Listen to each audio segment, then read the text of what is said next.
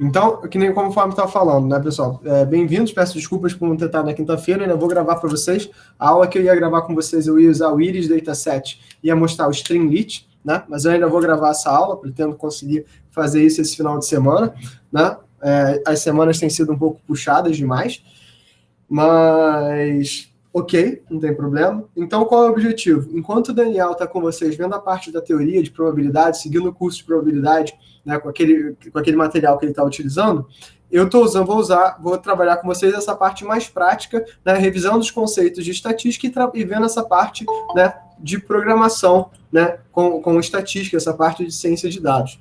O livro que eu vou seguir, né, a partir da aula que vem com vocês é esse livro daqui, o Introduction to Statistical Learning, não sei se vocês estão vendo. Esse livro é gratuito, tá? Vocês podem baixar na página, é um livro excelente e é um livro muito fácil de seguir, tá? Eu vou falar sobre cada um dos capítulos dele, a gente deve ver bastante coisa do curso, e eu devo seguir com vocês a maior parte desse livro, né? Só que eu devo fazer ele em Python com vocês. Tá? O livro é feito em R, para quem gostar e quiser aprender R, eu acho que é super útil, é super bom, né? Mas eu sou um cara do Python, vou ensinar, vou reescrever o livro com vocês em Python, tá? Então, ao longo das aulas, de uma forma bem parecida com o que eu fiz com o Dataset de Boston, né? Claro que vai ter problemas no meio do caminho, mas a ideia é que todo mundo leia esse capítulo. Então, nas terças-feiras, vocês vão ter uma parte de teoria com o Sadoc e nas quintas-feiras, comigo, uma parte mais prática, seguindo esses dois materiais. O material que o Sadoc usa e esse livro, eles são complementares. Eu tinha colocado isso na ementa que mandou para vocês, né, na primeira aula. E a ideia, né, é que a gente fale um pouquinho sobre os métodos mais comuns de ciência de dados e vocês consigam implementar eles em Python, né? Então, para quem é do Analítica, né, no grupo de competição em ciência de dados que a gente fundou em 2019, não foi isso, Rafael? Foi 2018? Eu não sei em que ano que a gente está, né? Eu acho que foi 2019, sim, mas eu tenho minhas dúvidas, o tempo tá meio maluco. Eu não sei se foi do final de 2018 e 2019 a gente começou a fazer as cores, enfim, não importa. Faz pouco tempo, né? Faz pouco tempo, tenham fé nisso aí, né? Então a gente está hoje com um grupo bastante bom, mas isso também é uma forma de vocês começarem a se preparar para essas competições. Da mesma forma que você tem a maratona de programação e você tem disciplinas, né, que falam sobre os conteúdos, o que a gente vai fazer aqui nessa disciplina é preparar vocês para essas competições e para esses algoritmos, né? Tem um desafio que eu acho muito legal, que é o 30 Days of Kaggle, que está começando agora, o 30 Days of Kaggle, of Machine Learning, né? Ele vai ser um desafio que o Kaggle está proporcionando para vocês, né? Que vai começar no dia... Calma aí. Opa, calma aí.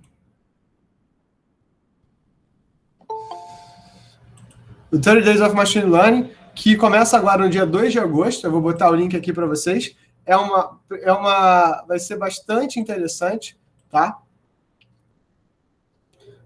Vai ser bastante interessante, vou botar aqui no chat, né? E eu acho que é um super evento muito legal para quem quiser participar. Eu vou participar, vou começar a ver, e acho que pode ser muito legal, que vai desde a... Se você está fazendo esse curso de introdução à programação, porque você já não tinha muita vontade de sabe, quer melhorar programar, mas nunca foi a sua, esse é um bom desafio que eles vão participar, né? E eu vou seguir com vocês esse material do Introduction to Statistical Learning. Então, a minha expectativa é que ao final do curso, né, eu devo falar com vocês um pouquinho de SymPy, que é o framework do Python para fazer simulações, e acho que isso pode ajudar vocês em avaliação e desempenho, para quem for de ciência da computação, mas quem quiser trabalhar com modelagem computacional também. Então, esse é o material, o statslearning.com. Eu vou traduzir para vocês em Python, estou repetindo, né, para quem não estava, e é esse livro que a gente vai seguir ao longo das quintas-feiras.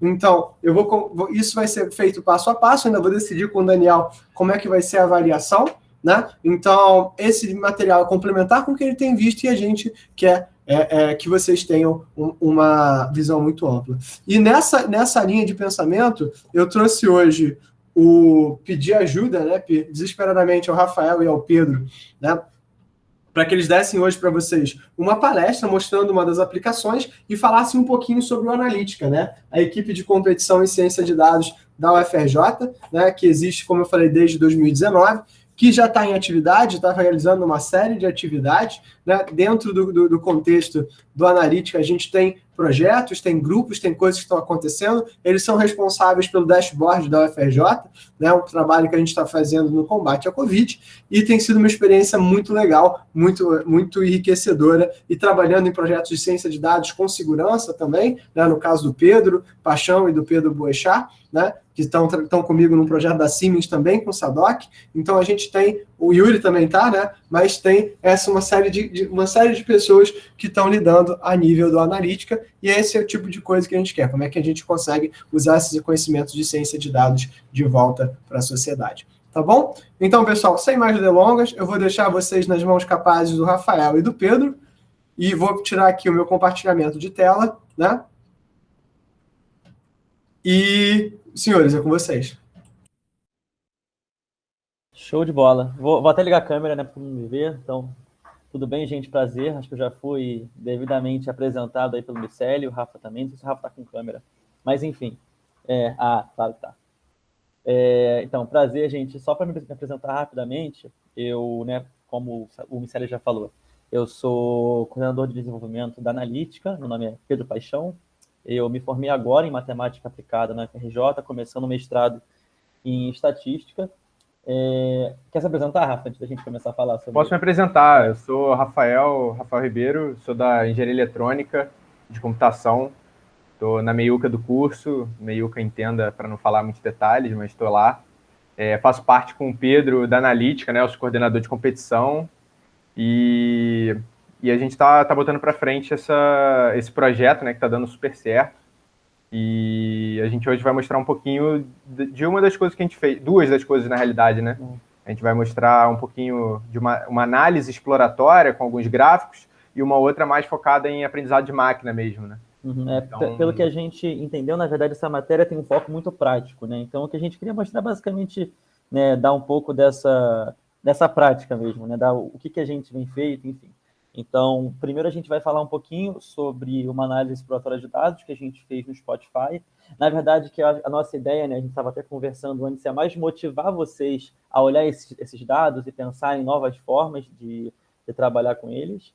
E, no segundo momento, né, mais à frente, a gente vai falar sobre o nosso trabalho de iniciação tecnológica, né, porque além da analítica, a gente faz um outro trabalho de pesquisa com o professor nessa área de ciência de dados, então é mais uma aplicação possível, e eu acho que nessa área, né, de computação, especificamente em ciência de dados, né, a gente aprende muito no fazer, né? Então, acho que ter esse contato, né, com a teoria junto com a prática é sempre muito importante. Quer compartilhar a tela aí, Rafa? Começar? Vou compartilhar aqui. Tá. Lembrando, gente, que qualquer dúvida que vocês tiverem, qualquer pergunta, tá? Podem falar pelo chat, podem interromper, ligar o microfone, sem problema nenhum.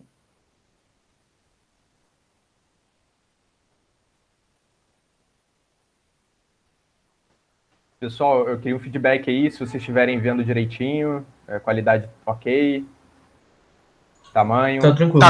Tá tranquilo para ver. Ok. Beleza, então. Vamos começar aqui para contextualizar um pouquinho, né, de onde que surgiu essa análise, esses dados. Foi bem legal, aí o Miceli falou desse desafio do Kaggle que vai ter. O Kaggle é uma plataforma ótima, uma fonte de dados, né, de dados relevantes e dados bem estruturados. E foi lá que a gente pegou. Esse projeto surgiu há muito tempo, esse do Spotify, a gente deixou um pouco parado, mas aí surgiu essa oportunidade, a gente deu uma ajeitada e trouxe, que é uma coisa muito prática e muito do nosso dia a dia, né? Música e a gente, assim, é uma base muito boa para se trabalhar, para visualizar os dados, para aprender a mexer nas ferramentas, né, de visualização e, enfim. Esses dados vocês podem encontrar aqui, né, que tem o Spotify Dataset de 1922 até 2021. E o que eles fizeram foi criar várias colunas com atributos, né, dessas músicas. Então, aqui embaixo a gente já consegue ver Tem, por exemplo, dançabilidade, a duração, a energia da música, se é explícito ou não. Enfim, isso tudo já vem nos dados, né? E cabe a gente analisar nesse caso, né? Então, Pedro, se você quiser complementar alguma coisa aí. Não, eu só ia complementar uma coisa que eu achei interessante. Quando a gente foi procurar essa base, eu e Rafa, a gente começou a pensar em dados que poderiam ser interessantes para a gente, né? É claro que na internet, hoje em dia, a gente tem uma grande variedade de dados, especialmente, né, para a gente que está no começo, está aprendendo, está ainda iniciando nessa área de ciência de dados. Uma coisa que eu recomendo, que eu acho interessante, procurem dados que te interessem, procurem dados que vocês acham que que vão poder fazer você ficar motivado a ficar procurando aquilo, porque eu acho que isso é sempre muito positivo. E o Kaggle é uma fonte muito, muito boa desse tipo de dado, porque geralmente já está mais organizado, enfim. Então, quando você quer, né, aprender a trabalhar com essa área, essa base do Spotify é um exemplo de dados que são muito interessantes. Acho que é isso. Beleza. Vamos começar aqui já, né, mais ou menos com o que a gente fez. Essa análise aqui, como até a gente escreveu... Rafa, posso te pedir, de repente, só para colocar um pouquinho mais de zoom na tela? Beleza. Valeu. Tá bom agora? Pessoal, tá bom? Para vocês, tá tranquilo? Dando para ler? Ou mais um pouco de zoom? Tá tranquilo. Beleza então. Show de bola. De boa. Tranquilo. A gente fez essa análise aqui bem sem nenhum objetivo, né? Bem exploratório, porque tem problemas que a gente enfrenta que a gente realmente não tem muito background do que está acontecendo, né?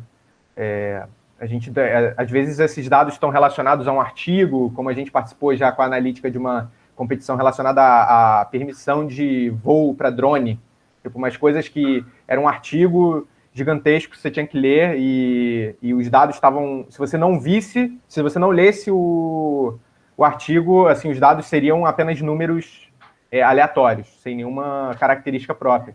Mas aqui, como são coisas de música, né, a gente já sabe o que as colunas significam, a gente vai meio que sem um objetivo claro, né? A gente vai analisar, vai visualizar os dados com coisas que surjam de interesse, né? Na verdade, quando a gente não tem esse objetivo específico, né, a gente vai fazendo essa análise exploratória inicial e eu acho que na própria análise vão se gerando perguntas, né? E é importante a gente sempre estar atento, né, que perguntas que a gente pode gerar, né, que hipóteses a gente pode gerar a partir desses dados, né? Mesmo que a princípio seja uma análise por diversão, né, digamos assim, acho que sempre tem perguntas interessantes que podem ser respondidas. Isso. Aqui esses dados estão zipados, né? Então, imagino que todos já tenham tido algum contato com Python, mas para quem não teve, o Python é uma linguagem muito forte para análise de dados e não só a parte de visualização, mas de predição também. Eles têm já várias bibliotecas super bem implementadas e a gente pode poupar muito trabalho, né, fazendo em Python e fazer trabalhos muito melhores. Então aqui a gente já pega um arquivo zipado, né? E dentro desse arquivo zipado a gente tem 5... São 5? São 5. São 5 arquivos, né? 5 conjuntos de dados. E a gente abre sem nenhuma dificuldade o data frame. A gente cria um data frame, né? Se vocês tiverem alguma dúvida em relação à linguagem também, às ferramentas, vocês podem interromper e a gente tenta explicar. Então a gente abriu os dados aqui sem muito problema. E a gente já consegue ver as colunas, né, como eu tinha comentado. Alguns pontos que a gente deixou mais explícito aqui foi, por exemplo, essas colunas aqui, né, valência. O que é a valência da música, né? Então, é a positividade de uma música em específico. Acho que não é um termo que a gente costuma usar em português, pelo menos eu não conhecia. Speechness, enfim, são colunas que a gente não tinha... A gente leu e a gente falou, tá, ok, não sei muito bem o que isso significa. Isso tudo tá na plataforma do Kaggle. Se você vier aqui, ele te explica todas as colunas, tudo que você precisa. O Kaggle, ele tem essa proposta, né, que a maior parte dos dados famosos são muito bem estruturados e comentados, né? Pedro, se você quiser complementar alguma coisa aí. Não, tranquilo. É só para falar, então, né? Olha quanta coluna tem, né? Então, são quantas, Rafa? Quase 20, né? 15. Boa então, pergunta. valência, ano... Dá um len aí, só para a gente ver o tamanho. Então, no caso dessa análise aí que a gente 19 vai fazer, colunas. tranquilo, então, bastante coluna, né? No caso da nossa análise, a gente vai focar principalmente em dois atributos específicos, né, que são essa dançabilidade e a energia, né? A gente poderia ter escolhido outras também, a gente até, inclusive, recomenda a vocês, caso vocês queiram de olhar esses dados e pensar, talvez, em outros tipos de análise, né? Mas, como nosso objetivo aqui é mais didático, né, a gente vai focar nessas duas principalmente. Isso. Aí aqui a gente tem algumas funcionalidades, né? A gente pode fazer o head no Pandas é para você ver o início, né? Se eu estiver falando coisas muito redundantes para vocês, vocês podem dar um toque aí que a gente passa para... Pode pular essas miudezas, né? Mas também é bom ter o feedback de vocês, que eu não sei o nível da galera. Mas, enfim, aqui é só para a gente dar uma olhada, né, no data frame que a gente carregou, qual é a cara dele, né, como é que são as colunas. Isso tem outras formas de fazer. Se tivesse aqui 200 colunas, a gente com certeza não faria dessa forma. Mas como até dá para a gente ver todas, é bom para a gente dar uma olhada assim, né? É bem visual, bem didático. E só comentando, esses dados aí, eles vão de 1921 até 2021, se não me engano, né, Rafa? 22 até 2021. 22 até 2021. Então, 22 até 2021. Uhum. E aqui a gente já consegue fazer algumas brincadeiras, né, com esse data frame, que a gente pode dar um sorte pela dançabilidade, pegar as músicas mais dançantes de todas, né? Então a gente consegue ver aqui o nome das músicas e vários outros atributos, né? Isso que é importante, a data de lançamento. Isso tudo a gente posteriormente vai fazer algumas análises. Uhum. Qual que é o primeiro lugar? Qual que é o primeiro lugar aí, Rafa? Só por curiosidade. Cara, deixa eu ver aqui. Dançabilidade é uma música. Tony Locke é o artista, não conheço. A segunda tem aqui o Pitbull. O Pitbull já... Se não for o cachorro, eu já sei qual é o cara. Pitbull tá aqui dançante. As músicas do Pitbull são dançantes. Da Trina, não conheço, mas... até tá repetida essa música aqui com um cadastro diferente. Não sei muito bem o que pode ser isso. Pode ser a mesma música lançada como single e como dentro de um álbum. Isso tudo também é um dos problemas da análise, né? Você tem que perceber as incoerências e ver se realmente são incoerências ou se não for tratar esses dados. Nesse caso aí, acho que a participação de um outro artista aí, né? Diferente. Oi? Eu disse que o ano de lançamento das duas músicas é diferente, né? Um tá 2007 e outro tá 2012. Como é o mesmo título, eu acredito que seja a participação de um outro artista, né? E por isso que tá tudo com a mesma pontuação. Deve ser a mesma música, só que com um rap diferente, alguma coisa, ou um cover, né? Uhum. Aí que no um tem o boss. Não é igual, né? É igualzinho mesmo. Então, ó. Já tá aí relançado, né? Primeira... Deve ser relançado. Mas aqui a gente vai fazer uma análise da dançabilidade, né? A gente focou na dançabilidade, que é uma coisa bem que a gente não sabe muito bem como esses parâmetros foram implementados, né? Provavelmente, com certeza, teve algum método computacional, não é subjetivo, né? Mas aqui a gente consegue ver a distribuição da dançabilidade de todas as músicas já lançadas até hoje. Então tá ali meio que na meiuca, né? Então as músicas, a gente pode interpretar isso como elas não tem uma tendência a elas serem mais dançantes ou menos dançantes. A gente consegue até ver que está um pouquinho mais para a direita, né? Então ela é mais dançante do que menos dançante. A gente pode fazer essa interpretação rasa nesse gráfico, né?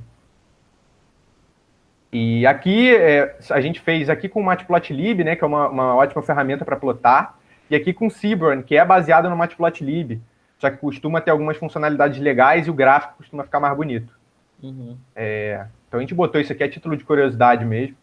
Aqui só um comentário rápido, né? A título de curiosidade, aquele gráfico ali de cima, né? Faz sentido que tem um comportamento aí, eu não diria normal, né? Mas isso aí é aproximadamente, né? Levando em conta que vai ter mais música mais ou menos no meio, né? Talvez seria uma distribuição alfa, alguma coisa assim, né? Não sei se vocês já tiveram contato com as distribuições, né?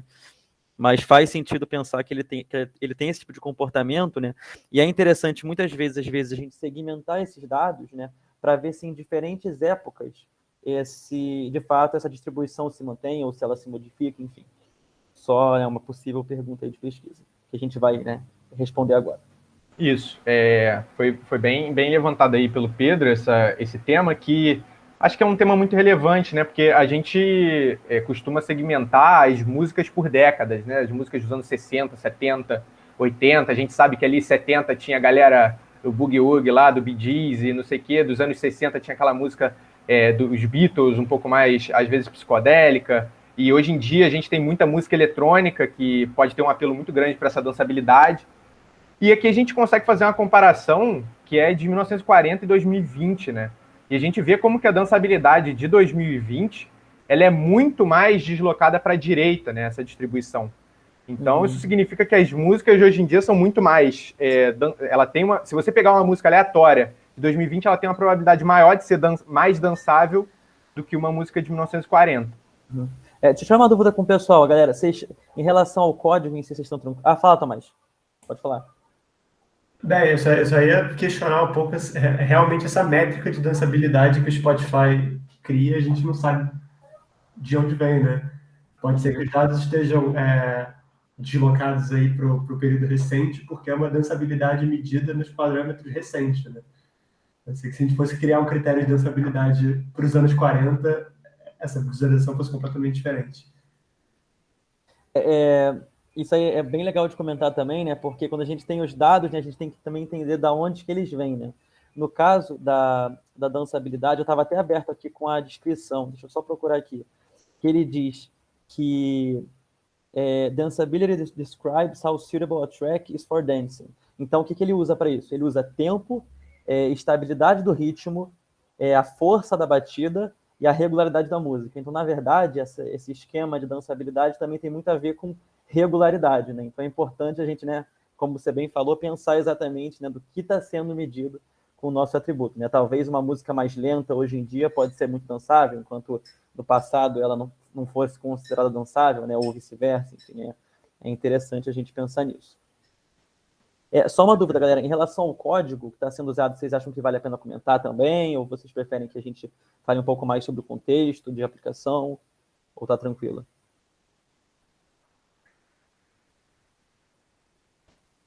Bom, acho que tá de boa. Qualquer coisa, fala aí, Ronald. Vai fumar não, dá só no que eu acho que vale mais o contexto mesmo. Show de bola. Beleza. Show de bola. Tranquilo. Então vamos seguir aqui, né? A gente já viu, foi muito bem comentado pelo Tomás essa questão, né? Eu tinha até levantado isso antes, porque eu imaginei que alguém fosse comentar isso, porque é uma coisa que é relevante e é certa, né? A gente pegou, o Pedro leu os parâmetros, né? Mas realmente uma música, isso é uma questão meio subjetiva, né? Dependendo de uma pessoa, ela pode achar mais dançável uma coisa do que outra, mas eu imaginava já que fosse alguma coisa realmente objetiva, né? Uma análise objetiva em relação ao tempo, em relação à variação, e realmente é o que foi a forma que eles optaram por fazer, né?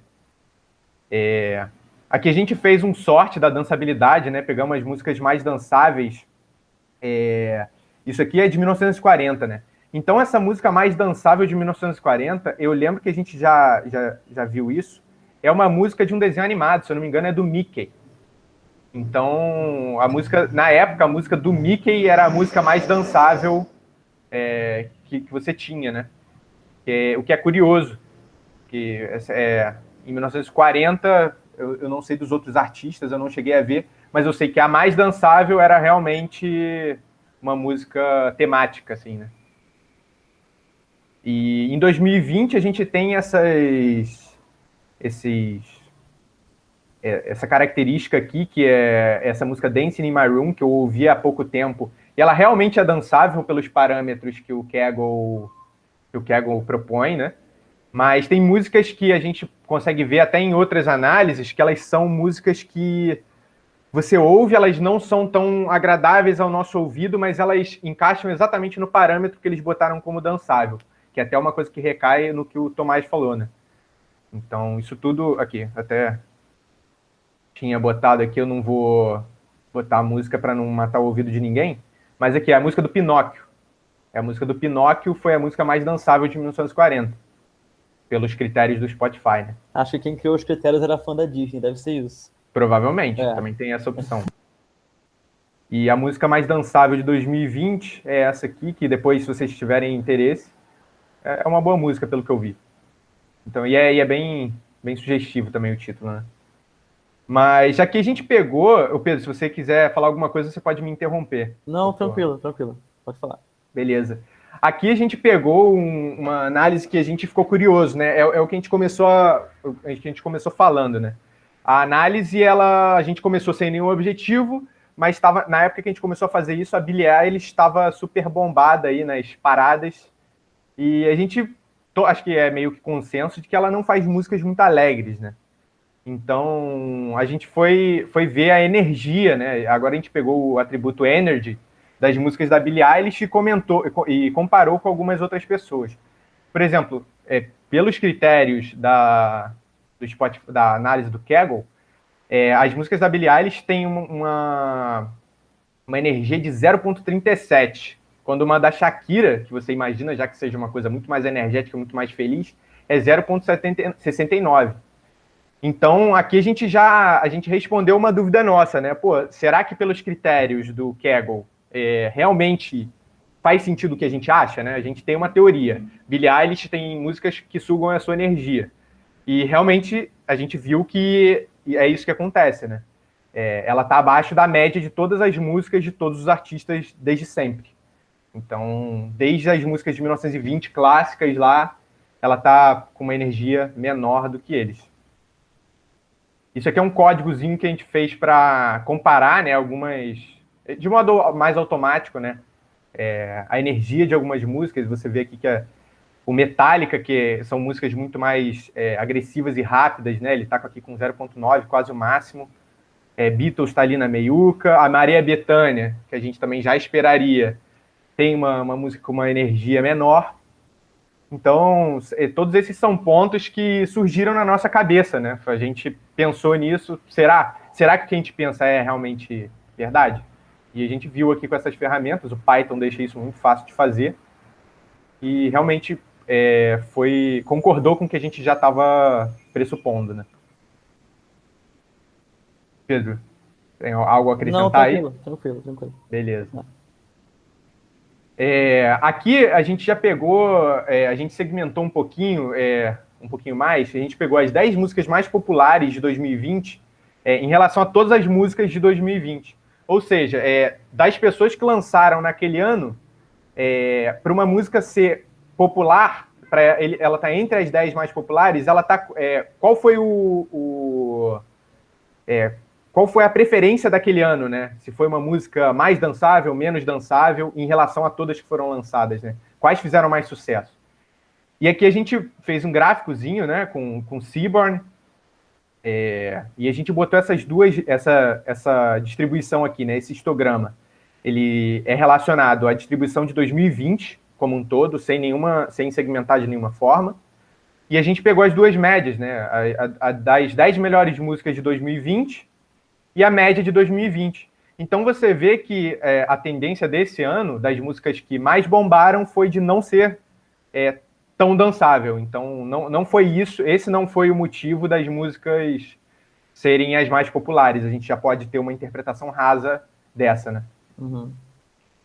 Eu acho que para complementar, Rafa, de repente vale a gente mostrar o próximo gráfico, que eu acho que isso aí vai ficar mais claro, né? Essa ideia da mudança com o tempo, né? Perfeito.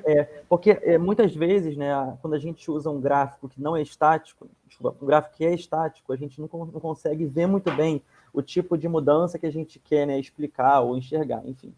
Quando a gente usa gráficos que são estáticos, que eu acho que é o próximo aí, Rafa, se você puder mostrar. Show de bola.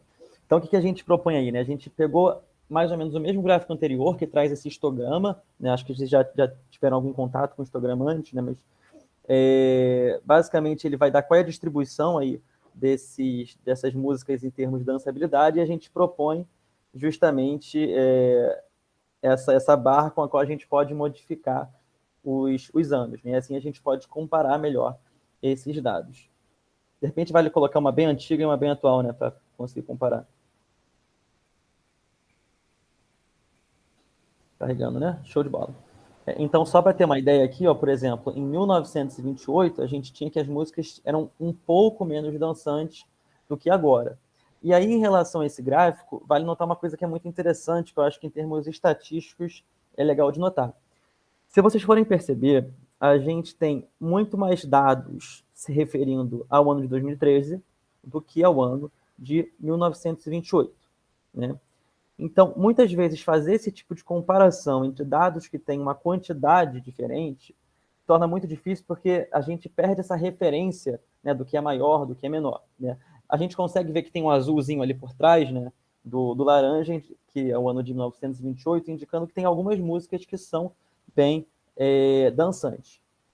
Nesse sentido, é muito interessante, sempre que a gente pensa num gráfico, a gente também levar em conta a frequência desses dados, tá?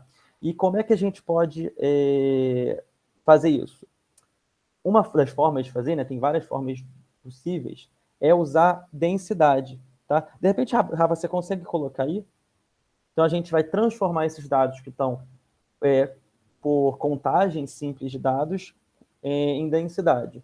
Então, só colocar um density igual a true, né, no histograma. Beleza. Então, isso aí vai permitir que a gente faça uma comparação que é muito mais simples de ser, né, interpretada.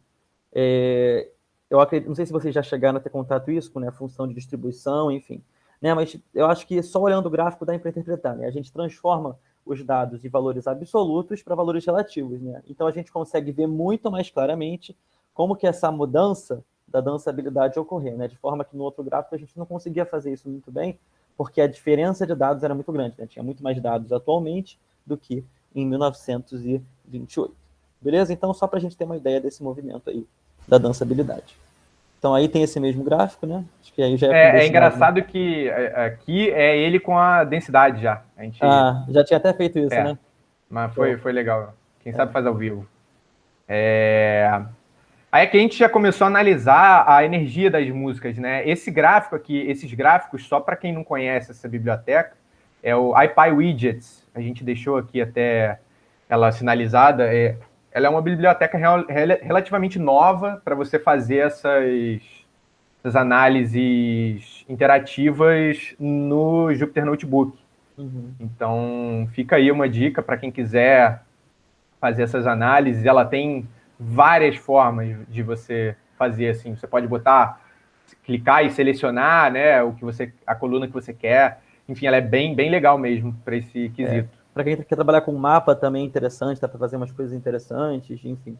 E, na verdade, grande parte do que você usa já é o Matplotlib normal, tá? Então, ela se acopla ao Matplotlib, então deixa, né, muito simples de você fazer esse tipo de gráfico.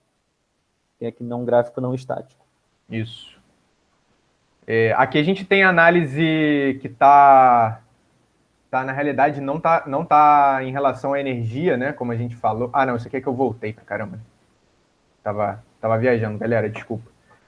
Aqui é em relação à energia das músicas, né? Então, vamos fazer a comparação daquele ano de 28. Olha a energia. Porra, acho que só tinha Billie Eilish em 1928, aparentemente. E Maria Bethânia, né? Billie Eilish e Maria Bethânia disputando as paradas de sucesso. Então a gente consegue ver realmente o que o Pedro tinha comentado, né? Que com o tempo as coisas vão realmente vão evoluindo, não no sentido de serem melhores, né? Mas elas vão se modificando. E isso é uma coisa muito importante de você pensar quando você está tratando de dados e principalmente de você querendo mostrar os dados para alguém, né? Se você está querendo mostrar isso para uma empresa ou num hackathon, qualquer coisa desse tipo, não vale, às vezes, você fazer uma análise super rebuscada. É melhor você fazer uma análise simples, interativa, clara, que a sua mensagem vai ser passada com muito mais clareza, né? Muito mais fechadinha. Só comentando sobre isso, Rafa, que eu acho que é muito importante mesmo de falar. Muitas vezes a gente, né, aprende muitas técnicas, enfim, mas a gente também tem que sempre lembrar o público ao qual a gente está apresentando, né? Então, muitas vezes as pessoas não têm tanto essa noção, né, de estatística, de dados, enfim. Então, a forma com a qual você traz essa visualização é muito importante para que a mensagem que você quer passar seja passada de maneira adequada, enfim, que fique tudo claro.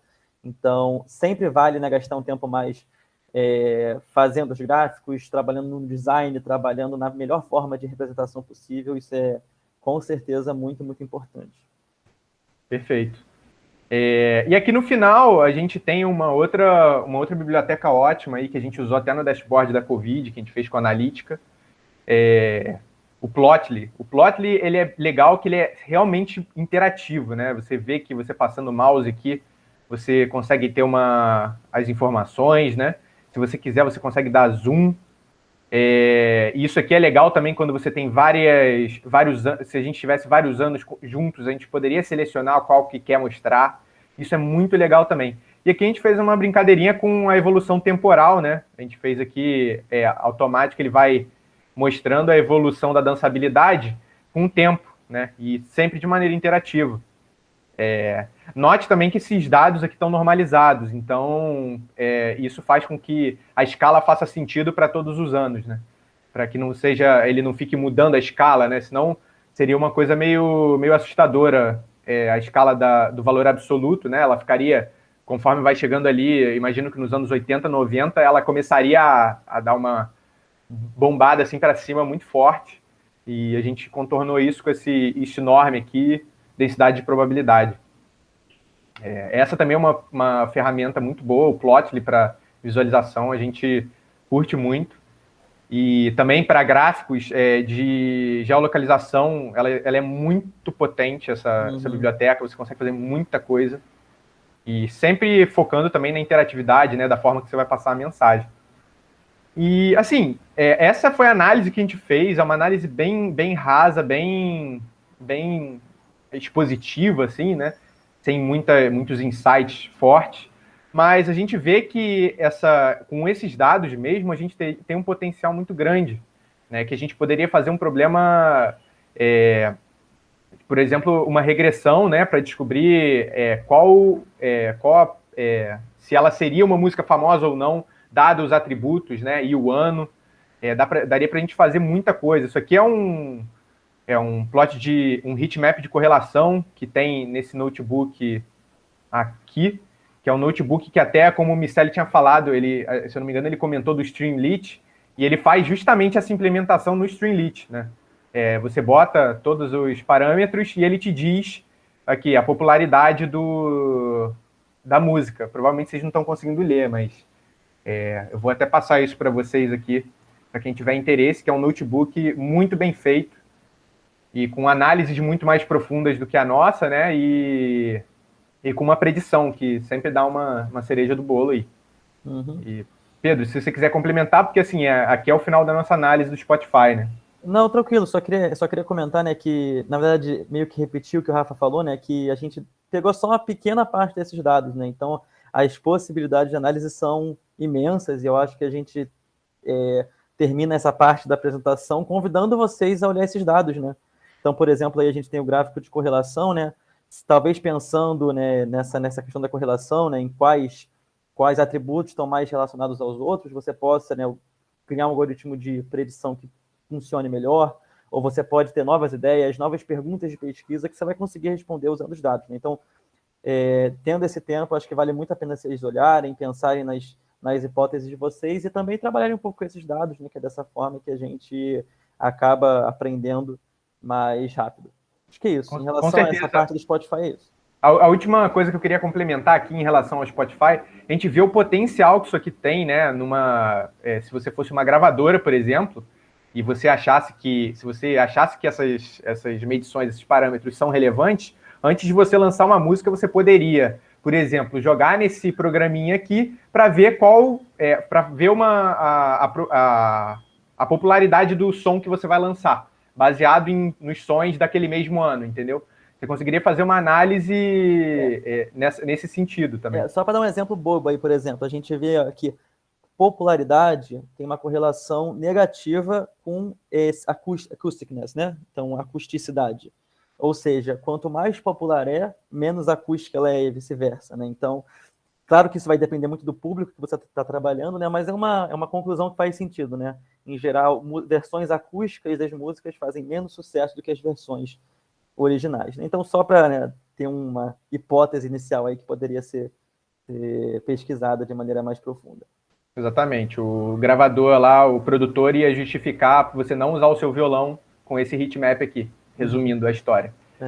Show de bola. Mas, assim, em relação ao Spotify, galera, é isso. Eu vou depois disponibilizar isso no GitHub. Aí o Miceli passa para vocês. Eu vou botar um repositório público para quem tiver interesse em pegar esse template aí e dar uma mexida.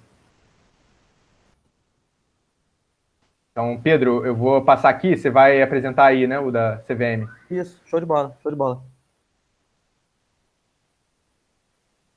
Pessoal, a aula aqui vai até que horas, geralmente? Só para ter uma ideia também do tempo. Pode ir até as 5. Até as 5. Não, isso aí pode ficar tranquilo, isso aí tá... Beleza. Até se o Miceli tiver aí, ele quiser que a gente pare aí em qualquer momento, a gente tá trazendo o que a gente acha interessante, mas se a gente for falar tudo que a gente acha interessante, a gente não acaba nunca, né? Beleza. Então agora vamos mudar um pouco de área. A gente falou um pouco de música, né? Focamos nessa parte inicial de análise exploratória de dados. E agora a gente vai falar de um projeto que eu e o Rafa, a gente participou durante todo o ano passado, né? E esse ano também, parte desse ano, que foi uma iniciação tecnológica, tá? A gente apresentou esse trabalho aí na JIC, da UFRJ. O trabalho tá ainda... Tem coisas ainda a melhorar, né? Mas a gente já está bastante avançado. A gente queria só mostrar, né, mais um exemplo de aplicação dessa área de ciência de dados, só que mais voltado um pouco para a área de aprendizado de máquina.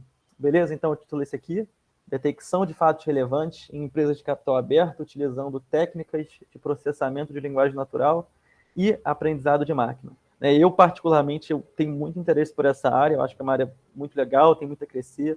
Enfim, então, espero que também seja interessante aí para vocês. E aí, qualquer dúvida, vocês podem falar. Rafa, qualquer coisa, já sabe, pode me interromper, beleza? Tranquilo, beleza. Show de bola. Então, vamos lá. Então, esse trabalho aí foi orientado por um professor do IEM, né, que é o Eudson Mirandola, professor de matemática, e o Frederico Chu. Frederico Chu, ele é um cientista de dados da CVM que, né, colaborou com a gente aí em todo o processo. Show de bola. Então, o que a gente, né, qual é o nosso projeto, resumindo, né? A gente tem uma empresa chamada CVM, né, uma instituição chamada CVM, que é uma instituição pública que fiscaliza, normatiza e disciplina o mercado de valores imobiliários brasileiros, né? Então, o que é esse mercado de valores imobiliários? Qualquer coisa que está relacionada a ações, né, empresas, enfim, né? E como função, né, resumindo aí o que ela tem como objetivo, é isso que está escrito aí, que é zelar pelo funcionamento eficiente, pela integridade e pelo desenvolvimento do mercado de capitais, promovendo o equilíbrio, aí foco nessa palavra equilíbrio, entre a iniciativa dos agentes e a efetiva proteção dos investidores. Né? Então, qual é o objetivo final, na verdade? É que as regras do jogo sejam justas, tá? Que não exista favorecimento aí, né, nesse mercado de capitais. E, dentre as aplicações que a gente tem em relação a isso, uma delas é a definição de regras para a veiculação de notícias referentes a essas empresas. Ou seja, se alguma empresa tem alguma notícia que vai, de alguma forma, afetar o valor das ações, ela tem que seguir algumas regras para que todos os seus acionistas tenham essa informação e ninguém seja privilegiado. Beleza? E aí a gente tem uma definição que é muito importante, que é a definição de fato relevante em contraste à definição de comunicado ao mercado. Tá? Qual que é a diferença entre essas duas coisas? Essa aqui é a definição oficial, é um artigo que foi publicado pela CVM, que diz que relevante é qualquer decisão de acionista controlador, deliberação de Assembleia Geral, né, ou de qualquer outro órgão da administração, ou qualquer outro ato ou fato de caráter político, né, econômico, negocial, técnico, que possa influir de maneira ponderável, tanto na cotação dos valores imobiliários, ou seja, no valor das ações, vão ficar mais caros ou mais baratos, na decisão de comprar ou vender as ações e na decisão dos investidores de exercer seus direitos, né, de titular de uma ação, de um valor mobiliário. Tá? Então, qualquer notícia que afetar algum desses três itens vai ser um fato relevante. Comunicado ao mercado vai ser o que não é fato relevante. Né? Uma notícia relacionada aos negócios que não é relevante para influir de modo ponderável nesses quesitos. Tá? Então é importante aí a gente diferenciar essas duas coisas. Beleza. E qual a importância da gente definir o que é um fato relevante? Porque os fatos relevantes são obrigatoriamente divulgados ao público. Né? Então, se duas empresas vão se juntar, né? Por exemplo, a gente teve a fusão Itaú Unibanco, né? Isso tem que ser divulgado ao público para que uma pessoa, por exemplo, não compre um monte de ação anteriormente a essa notícia ser veiculada e ganhar um monte de dinheiro com isso, né, se favorecendo através dessa notícia, né, dessa notícia que ela já sabe de maneira privilegiada, tá? E como é que esses dados têm que ser divulgados? Tem que ser divulgados para a CVM, né, para as bolsas de valores, em jornais de grande circulação, tá? E aí, como eu já falei, isso aí garante a isonomia na negociação de ações, ninguém ser favorecido. E a CVM multa essas empresas, tá? Se essas empresas não divulgarem de maneira correta os fatos relevantes, elas são multadas, podem até ser suspensas, enfim. Beleza. Agora vamos para a parte mais técnica. Como é que isso é feito hoje em dia, tá? As empresas são obrigadas, de tempos em tempos, a enviar documentações para a CVM, tá? Essas documentações são lidas, analisadas por um analista, né, que é um funcionário público que trabalha na CVM, que vai justamente, a partir das regras, essas regras que eu falei anteriormente, definir se é um fato relevante ou comunicado ao mercado, tá? E aí, por fim, vai escrever um relatório que, né, vai ser deixado público na página da CVM. Qual que é o nosso objetivo aí nesse sentido? É que esse trabalho, que é um trabalho feito de maneira individual, possa ser um trabalho assistido pelo computador, tá? Então, nosso objetivo é que essa classificação de fatos relevantes possa ser feita de maneira automática, tá? Então, o objetivo... Pedro, Fala. só fazendo aqui, mal comparando, o que a gente quer fazer é basicamente aqueles bots do Elon Musk para quando ele twitta sobre o Bitcoin, só que de uma forma no mercado brasileiro, né? É basicamente isso. Para quando ele falar sobre... A gente forçar que ele fale sobre o Bitcoin sempre que ele comprar Bitcoin, basicamente. Exatamente. Para todo mundo que está ali, né, conseguir ver. Assim, essa é uma comparação esdrúxula, mas é mais ou menos o que a gente faz mesmo, né? As empresas, elas não podem fazer nada por baixo dos panos. Elas têm que ser claras quanto às atitudes relevantes dela, né? E como o Pedro falou, fusão de empresas, isso é uma coisa que influi de modo muito considerável no preço da sua ação, né? E não pode ter nenhuma... Isso não pode ser velado, isso tem que ser exposto para as pessoas terem o poder de decisão também. Ah, eu quero manter a ação ou eu quero vender a ação. Então, essa parada do Elon Musk aí foi uma brincadeira, mas é mais ou menos nessa onda, assim, a gente vai ler um texto, né, e vai interpretar se aquilo é relevante ou não para o preço de uma ação. É basicamente isso que a gente quer dizer. E a gente quer ver se o cara veiculou da forma certa, né?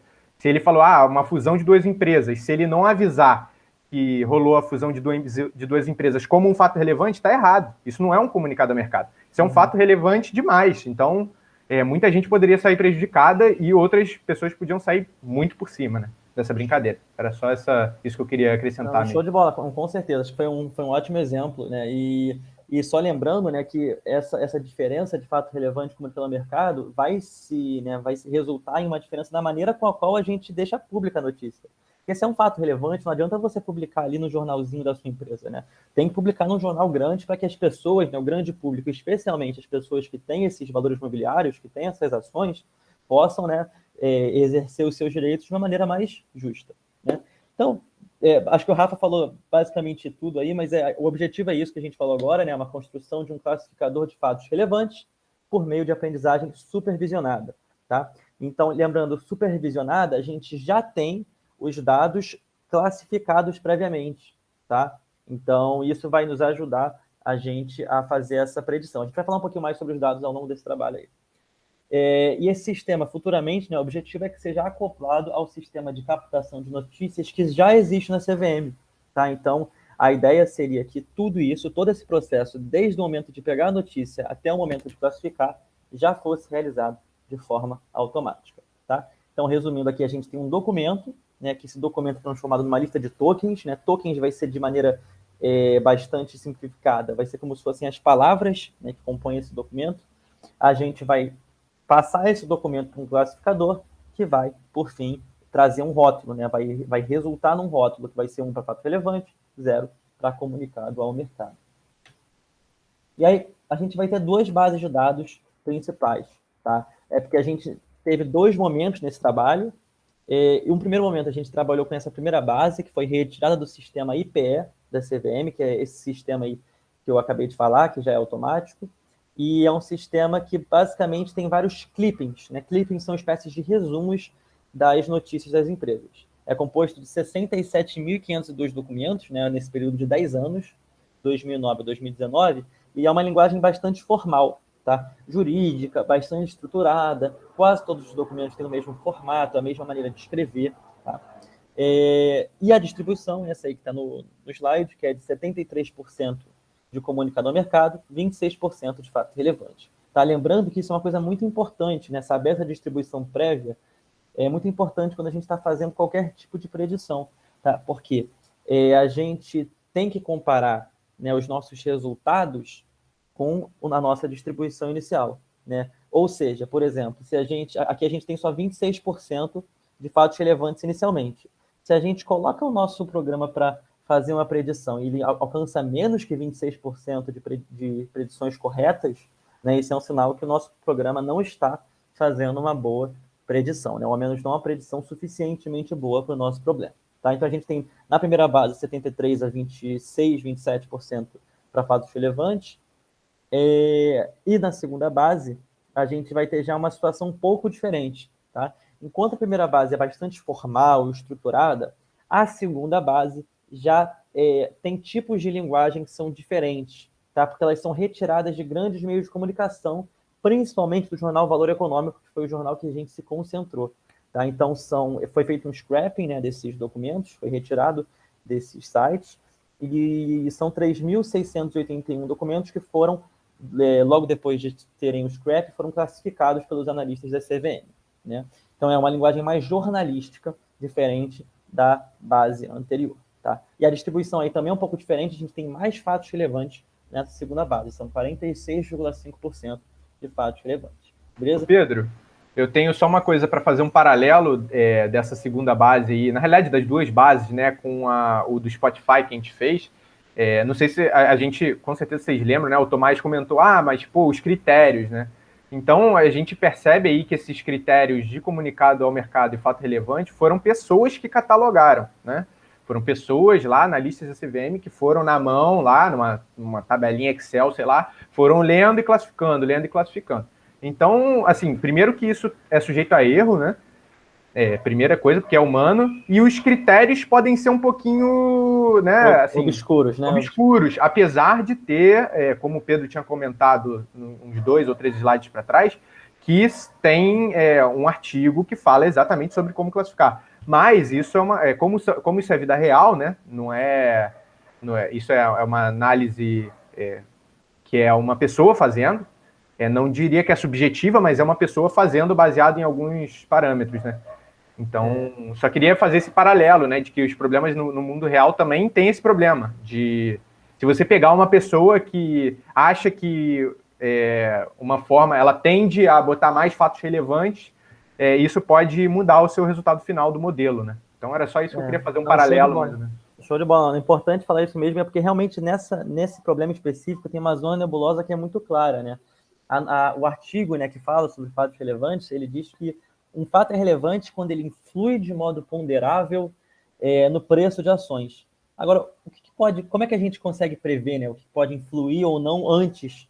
Né? É muito difícil. Claro que tem casos, né, que uma fusão, por exemplo, é sempre óbvio, né, mas sempre tem uma zona nebulosa, então é importante a gente ter noção até que ponto vai essa zona nebulosa para a gente também entender os limites dos nossos dados, o que vai possivelmente, né, afetar o nosso modelo. Né? Então vão ser limites dos dados que vão causar em limite dos nossos modelos. Beleza? Gente, lembrando, qualquer dúvida aí sobre os dados, né, sobre o programa em si, podem falar tranquilos, beleza? Então, só um exemplo aí de notícia da base de dados, né? Tem esse aqui que fala que o programa de compra de remédios é nova fonte de fraudes na Petrobras. Né? Então, é uma matéria do Fantástico que saiu, né? Foi publicada no Valor Econômico, que diz que deu um prejuízo de 6 milhões, enfim.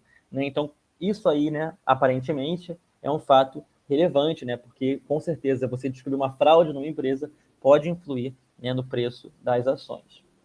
Beleza? Então, agora, resumindo o nosso programa, né? Acho que talvez fique um pouco assustador mostrar de uma maneira, né, logo tudo de uma vez, mas é só para ter uma ideia geral e depois a gente vai falar de maneira mais específica de cada uma dessas partes. Tá? Então, a gente tem um conjunto de notícias aqui em cima. Vocês conseguem ver meu mouse? Conseguimos sim, cara. Show de bola.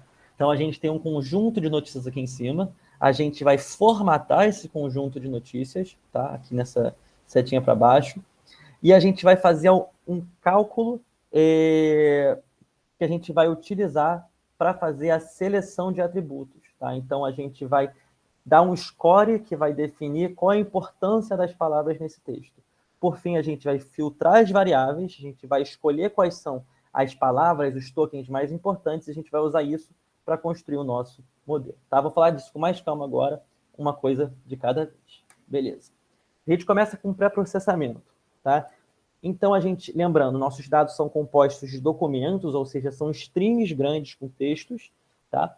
E esse dataset vai conter as notícias, como eu falei, em formato de string, e rótulos, tá? Ela já está rotulada, 1 para fato relevante, 0 para comunicado ao mercado, tá? O que a gente vai fazer nesse primeiro momento? Manipulação e modificação de colunas, tokenização, né? Tokenização é o processo de transformar esse texto que está em formato de uma grande string em tokens, né? No nosso caso, vai significar pegar esse texto todo e transformar nas palavras que compõem esse texto, né? Criar uma lista de palavras. Lematização, retirada de stop words e outros tokens indesejados, tá? Falando sobre lematização, tá? A ideia de lematização é você transformar as palavras nas suas raízes, tá? Então, por exemplo, se eu tenho a palavra beber, né? Então, eu tenho a palavra beber, bebendo, bebeu, bebo, tá? Todas essas palavras podem ser consideradas semanticamente muito parecidas, tá? Então, o processo de lematização vai garantir que todas as palavras sejam, por exemplo, levadas para a raiz bebe, B-E-B, né, que é o início da palavra, e assim a gente vai tratar beber, bebeu, bebo, bebia como a mesma palavra, tá? Retirada de stop words, tá? Lembrando que stop words é um termo de NLP que significam palavras, são palavras que não têm necessariamente um significado semântico que a gente possa conseguir extrair de maneira tão clara para um determinado contexto. Um exemplo, né? Mas, porém, e, quem, entendeu? Conjunções, preposições, enfim, né? Que vão ser palavras que não vão ser úteis no caso do nosso modelo. Ô, Pedro, o Tomás levantou a mão. Fala, Tomás. Pode falar aí, cara. Queria saber como é que define esse stop word? Na mão mesmo? Então, geralmente já tem algumas listas de stop words já preparadas em várias línguas, no caso do português. Já tem isso, a gente pegou a nossa lista do Space, né? Tem 2 módulos principais, que é o Space e o NLTK, a gente pegou do Space, mas é muito comum que, dependendo do contexto de aplicação, as stop words sejam um pouco modificadas. Vou dar um exemplo. Talvez a palavra empresa, de maneira geral, não seja uma stop word, mas como a gente está tratando de notícias de empresa, a palavra empresa talvez não seja tão importante. Então, a gente pode retirar essa palavra nesse contexto, entendeu? Então, isso pode ser variável, mas, de maneira geral, já tem listas pré-programadas, tá? Dessas stop words em várias línguas, inclusive português. Saquei, valeu. Show de bola? Valeu. E outros tokens indesejados, né? É muito comum, por exemplo, às vezes a gente tirar, por exemplo, R-cifrão, né? Às vezes não é útil você ter a noção de R-cifrão, às vezes você quer tirar algum acento, pode ser, né? Tem vários contextos, né? O contexto vai dizer exatamente o que você vai fazer. Então, nessa primeira fase, a gente vai retornar o dataset alterado, e esse documento vai ser representado por uma lista de strings, né? Que vão ser as strings com cada token, né? Restante, ou seja, cada palavra. Só para dar um exemplo, né? A gente tem aqui duas frases, 2 documentos. Primeira frase, a empresa do João anunciou sua falência, claramente um fato relevante. E a segunda, Ana Store comunicou reforma no banheiro, né? A segunda não é tão importante assim, então foi classificada como um comunicado ao mercado, né? 0 aqui na coluna de labels. E aí, o que vai acontecer nessa primeira parte? Vai passar por essa formatação e vai construir aqui essa lista de tokens, tá? Então, vamos ver aqui, por exemplo, quais stop words foram tiradas, ó. Percebe que o a saiu, do saiu, sua saiu, tá? Porque essas palavras a, do, sua não vão ser importantes para o nosso modelo, beleza? Então, aqui tem essa lista de tokens do primeiro documento, empresa João anunciou falência, e aqui, no segundo documento, Ana Store comunicou reforma banheiro. Show de bola. Então, a gente já tem essa lista de tokens. O que a gente vai fazer agora? A gente vai fazer a seleção de atributos, que é muito importante quando a gente está pensando em treinar um modelo, tá? Qual é a ideia? Deixa eu só voltar aqui. Pensem que a gente tem muitos documentos, tá? Na nossa primeira base de dados, a gente tem 67 mil documentos, tá? Então, a quantidade de tokens que vão existir no nosso, né, nos nossos documentos vai ser muito grande, né? Vai ser quase um dicionário inteiro. Então, o que a gente faz? A gente vai selecionar alguns tokens, que são os mais importantes para a gente conseguir fazer nossa predição, tá? E para isso que a gente vai usar a seleção de atributos. Então, o objetivo... Pedro, Fala. vou fazer só um comentário, que esse problema que a gente está mostrando aí, ele é um problema que ele é como se fosse uma generalização dos problemas de NLP, de processamento de linguagem natural. A gente não está fazendo nada muito além. Então, tudo que você está vendo aí, você poderia implementar para um scrapping de Twitter e para você ver alguma coisa que seja relevante para você. Então, vale dar uma olhada nisso aí, até para quem tiver interesse nessa área. Eu imagino que vocês tenham, né? Vocês estão fazendo essa disciplina. E para ver, porque tudo que a gente está falando aí são coisas gerais, né? E a gente vai mostrar também algumas formas que deram certo para a gente. Uhum. E assim, aí já tem, nessa parte de seleção de atributos, uma coisa que pelo menos eu pensava assim que eu comecei, quanto mais atributo, melhor para você prever, né? Isso é uma coisa que acho que o senso comum, a sua intuição te fala, né? Quanto mais coisa a respeito daquele documento, melhor. Mas não é bem assim, né? Às vezes você aumenta muito a dimensionalidade de um problema e fica, além de demorado pra caramba, o score fica horroroso. Então, aí só para contextualizar também, né? O Pedro está fazendo aí. Além de ficar um problema mais simples computacionalmente, né? Vai ter que computar menos coisa, enfim. Ele é um problema que vai ter um score melhor do que se você botasse todas as não sei quantas 1000 colunas que seriam, né? Eu acho que eram algumas boas 1000 colunas. Então, era só isso mesmo, para falar que assim, essa abordagem dos problemas de NLP, de processamento de linguagem natural, essa aí é um bom ponto para você começar a resolver um problema que você tiver interesse. Show de bola. Acho que, achei muito importante você ter comentado isso, porque realmente isso é uma coisa que até a gente, né, no início do projeto, Rafa, a gente não tinha muita noção, né? E aí, né, foi justamente nesse processo que a gente foi entendendo a importância dessa seleção de atributos. Vocês vão aprender, eu acho, nessa matéria, sobre overfitting, né? Então, isso é uma das formas da gente evitar o overfitting, fazer um modelo com tantos atributos, né, que ele fica tão específico para aquele contexto dos documentos que você está usando, que ele se torna impossível de ser generalizado, né? Então, muitas vezes, usar menos atributos é até melhor do que usar muitos, né? Então, achar essa boa medida, né, é sempre um processo importante quando a gente está tratando de modelos de aprendizado de máquina. Tá? Então, o objetivo, como eu falei, selecionar atributos que são altamente dependentes da resposta. Então, a gente não quer selecionar qualquer atributo. São os que são mais importantes para a gente descobrir a nossa resposta. Como que a gente faz isso? Cálculo dos scores do teste de Q² para cada token. Tá? O que esse teste de Q² ele vai dizer? Né? Ele vai, para quanto maior for esse score desse teste, a resposta, né? Ou seja, o fato de ser fato relevante ou comunicado ao mercado, vai ser mais dependente dos atributos, né? Então, o que eu quero dizer? A palavra, por exemplo, falência, pode ser uma palavra muito importante para você definir que é um fato relevante. Quando você ouve a palavra falência, você já pensa assim, deve ser fato relevante. Agora, a palavra banheiro, por exemplo, ela não vai te ajudar a dizer se é um fato relevante ou comunicado ao mercado, entendeu? Ela pode ser uma palavra que não vai ser importante para a gente ter a nossa resposta, né? Da mesma forma, por exemplo, a palavra e, né, a conjunção e, né, também não vai ser importante. Tem um monte de documento que tem e, tanto fato relevante quanto comunicado ao mercado, né? Enfim. Então, esse score vai permitir que a gente selecione os atributos. Além disso, a gente vai utilizar um outro tipo de score, que é o de informação mútua. Tá? Ele vai estar bastante relacionado com essa ideia do Q², mas ele vai estar a ideia com a entropia da classe. Tá?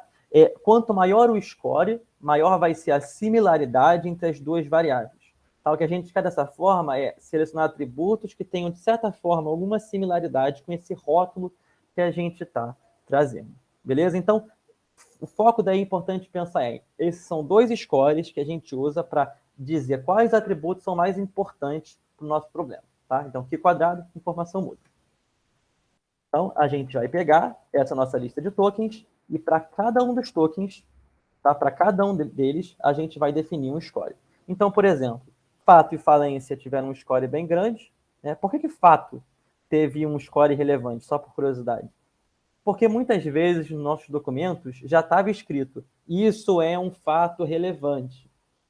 Então, quando estava escrito fato relevante, ele já classificava automaticamente como fato relevante, né? Então, isso esse cálculo dos scores é uma forma da gente definir quais palavras, quais tokens são importantes. A palavra banheiro, por exemplo, não foi nada importante. O que a gente faz depois disso? A gente calculou todos os scores das duas formas, informação mútua e quadrado. A gente vai ordenar eles para escolher, ver quais justamente têm os maiores scores, tá? E a gente vai filtrá-los. Então, a gente vai manter só os 300 tokens com maiores scores, de acordo com as médias dos chamados. Tá? Aí eu coloquei 3 valores, 300, 500, 2000, porque a gente testou o nosso modelo, selecionando 300 atributos, selecionando 500 atributos, selecionando 2.000 atributos. Tá? Então, esses testes são importantes porque muitas vezes a gente não sabe qual é essa justa medida, né, do tamanho de quantos atributos a gente deve usar. Então, a gente fez testes para decidir qual que foi mais, qual que teve melhores resultados. Acabou que foi o de 300, né? Então, curiosamente, né? Então, como o Rafa falou, né, nem sempre você ter mais dados significa que o seu modelo vai ser melhor. E aí a gente manteve também, além disso, apenas os documentos que tiveram 3 ou mais tokens. Tá? Por quê? Porque tinham documentos que eram muito pequenos. Então, imagina, por exemplo, se você tem que definir se uma notícia é importante ou não, com um documento que tem 2 palavras só. Né? O documento é assim, bom dia. Não dá para saber se é fato relevante ou comunicado no mercado. Então, a gente decidiu manter só os documentos com 3 tokens ou mais. Beleza. Então, aqui a gente ordenou, tá? Então, só o que a gente fez aqui foi ordenar, tá? E como é que a gente fez essa ordenação? A gente tirou a média, tá? Desses 2 scores. Tiramos a média e ordenamos. Pedro, só uma correção, é a média entre as 2 colocações, né? Isso, show de bola. Show de não bola, é entre os scores, porque os scores eles têm uma característica numérica diferente, né? Eles não são na mesma... Eu não sei como eu consigo me expressar, mas assim, faz mais sentido você fazer a média entre as colocações, né? Que é um valor, como eu posso dizer, ele é comum aos 2, né? Um valor de mesma dimensão, do que você fazer a média entre 2 scores, que não necessariamente o valor dele bruto tem a ver um com o outro, né? Isso, show de bola. Tem razão. É porque a gente já apresentou esse trabalho há um tempo, mas eu tinha até esquecido disso. Mas, enfim, isso que o Rafa falou é importante, porque a gente inicialmente começou a fazer essa ordenação usando a média dos scores em si, pegando as posições. Só que muitas vezes acabava que esse data frame aqui da informação mútua acabava tendo um peso maior do que o outro, né? Porque os dados de informação mútua tendiam a ser um pouco maiores do que os dados do que quadrado. Então, para os pesos ficarem iguais, né, desses 2 scores, a gente escolheu fazer pela classificação. Então, por exemplo, se o fato estava aqui em primeiro lugar, depois estava em terceiro lugar, a média seria segundo lugar, né? E a gente ordenou esses scores por essa média da classificação, como o Rafa muito bem falou.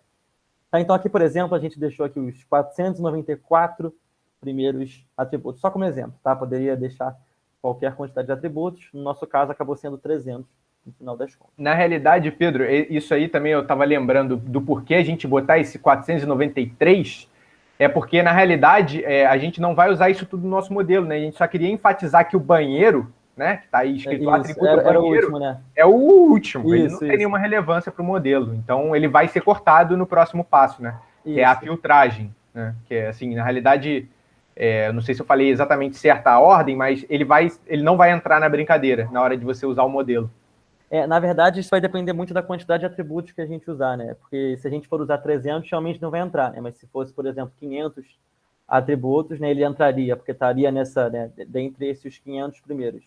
Então, né, realmente para você ver, né, para vocês verem como que às vezes tem tokens que não vão ser úteis, né, para a gente definir. Então, no caso, por exemplo, o banheiro vai ser só mais dado, que vai causar mais tempo para a gente criar o nosso modelo, e não necessariamente vai causar um modelo melhor, pode até piorar, né? Mas, bem lembrado, Rafa, show de bola. O que a gente faz a partir daí, tá? A gente, só lembrando, a gente tem aqui esses scores, né? A gente tem os atributos selecionados, e o que a gente vai fazer é calcular o TF-IDF. O que é o TF-IDF? Essa sigla significa Term Frequency Inverse Document Frequency. E ela vai ser uma medida que vai indicar a importância de uma palavra em um documento, tá? Em relação à coleção de documentos. O que isso quer dizer, né? Essa frase é meio complicada, mas vou tentar destrinchar ela um pouco, tá? Então, vai ser a importância de uma palavra em um documento em comparação a todos os documentos. O que isso quer dizer? Vamos para a conta que eu acho que vai ficar mais fácil, tá? O term frequency, ele vai ser a frequência do termo no documento sobre a soma de todos os termos, tá? Então, vou dar um exemplo. Imagina que a gente tem a palavra, a gente tem a frase, desculpa, olá, meu amigo, tá? Então, tem três palavras, tá? Essa palavra, por exemplo, a palavra amigo, ela vai ser uma palavra dentre três, né? Então, esse TF aqui seria 1/3. Tá? Então, vai dizer quantas vezes é a frequência desse termo naquele documento em específico. Tá? Então, isso aqui é o term frequency.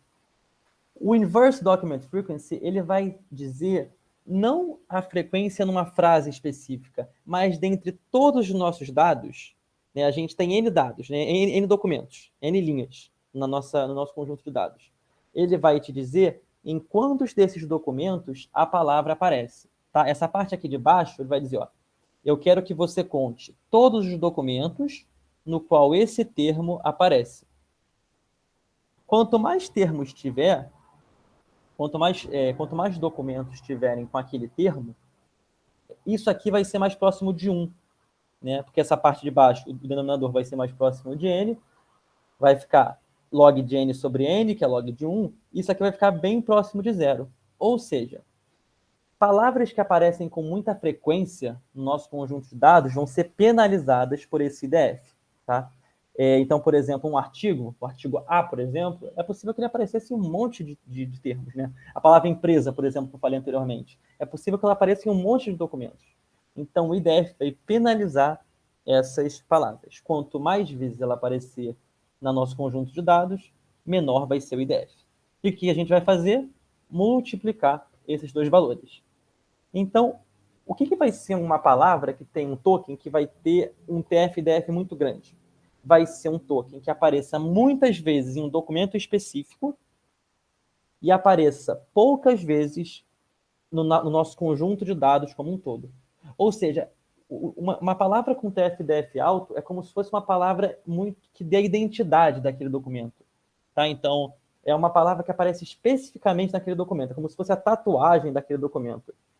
Enfim, né? Então, acho que isso. Se não ficou claro, eu posso explicar de novo, tá? Mas a ideia é essa. Então, vai indicar a importância de uma palavra para um documento específico, tá? Não para o corpus inteiro, não para a coleção de documentos inteiro.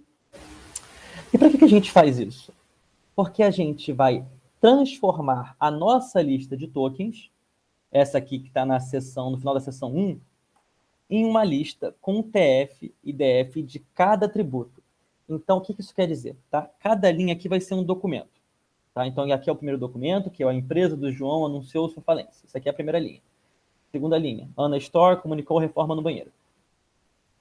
Cada vez que uma palavra aparecer no documento, aqui, por exemplo, tem falência, a gente vai atribuir esse valor ao TF e DF dela. Ou seja, por exemplo, a palavra falência, para o primeiro documento, é uma palavra que tem um TF e DF alto. É uma palavra que tem importância para aquele documento em específico. Tá?